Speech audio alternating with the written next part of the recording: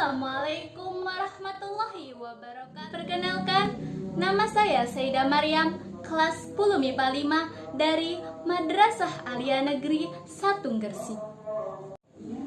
Kali ini saya akan membahas tentang gejala-gejala sosial yang terjadi di masa kini. Yang pertama, banjir. Banjir adalah gejala alam di mana luapan air dalam jumlah besar ke daratan yang biasanya kering.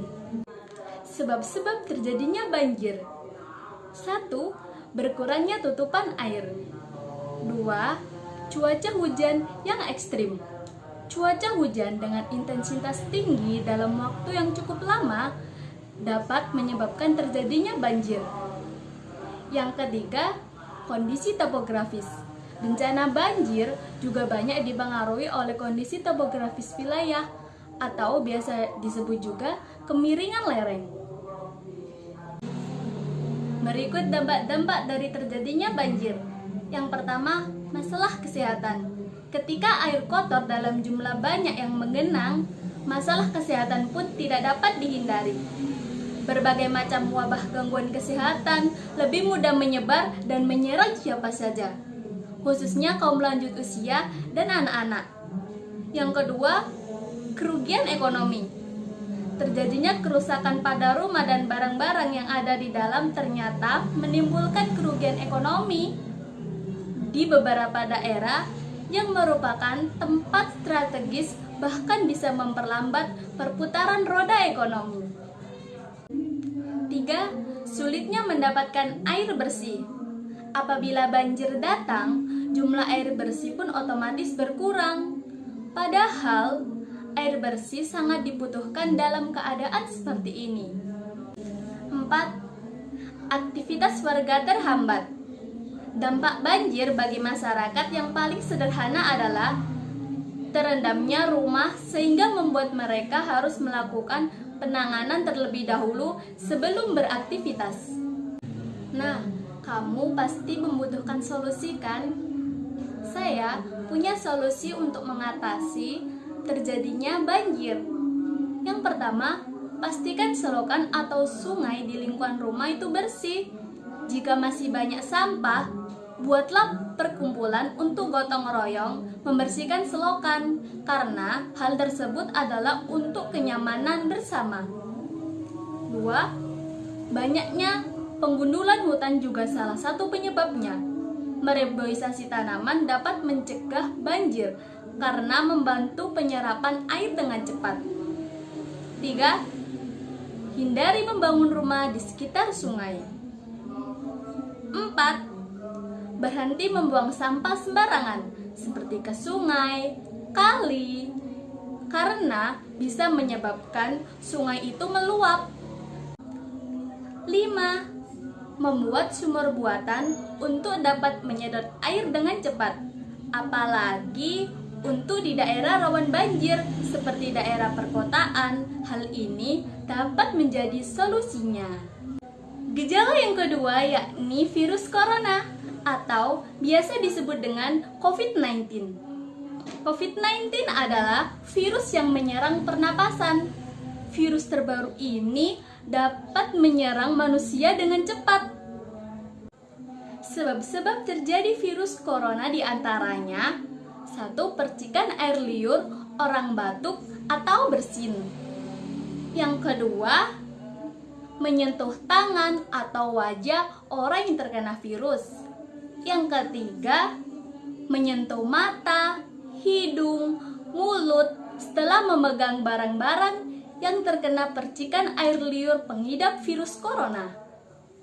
Yang keempat, dapat juga disebabkan karena berinteraksi terlalu dekat dengan manusia yang terkena virus ini. Akibat yang terjadi karena virus ini yakni adanya lockdown.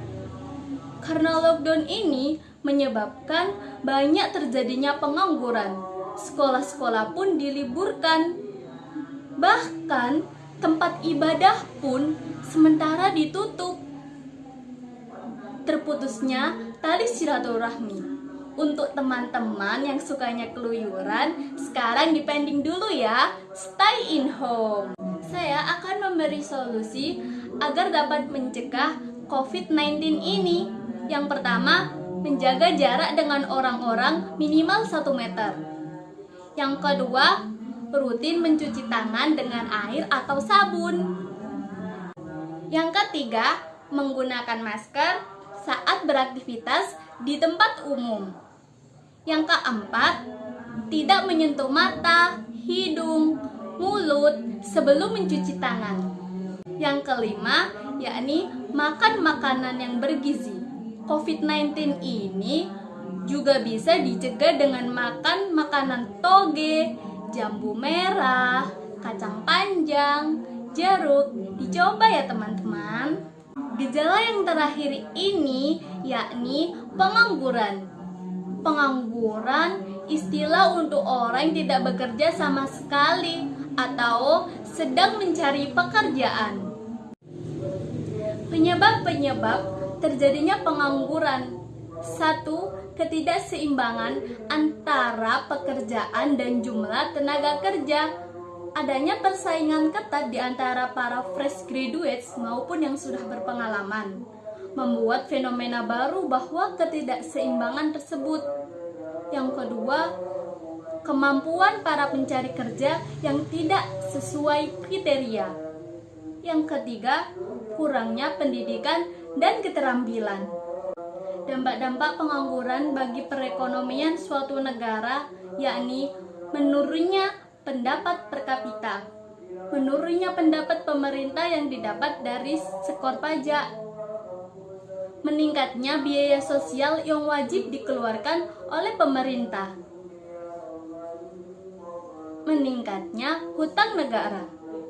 Sedangkan dampak pengangguran bagi masyarakat adalah menambah bebas psikis para pengangguran dan keluarga atau kerabat dekatnya, menurunkan keterampilan karena para pekerja telah menganggur lama, meningkatnya ketidakstabilan politik, sosial, dan ekonomi. Saya juga punya solusi agar tidak terjadi pengangguran loh. Solusinya yakni yang pertama, membuka lapangan kerja sebanyak-banyaknya. Dengan meningkatkan lowongan kerja, maka akan sangat banyak para pencari pekerja yang datang untuk melamar. Yang kedua, meningkatkan peredaran modal usaha sehingga jumlah tenaga kerja bertambah. Dan yang terakhir, menempatkan pencari kerja ke tempat yang sesuai dengan kemampuan. Sekian penjelasan dari saya.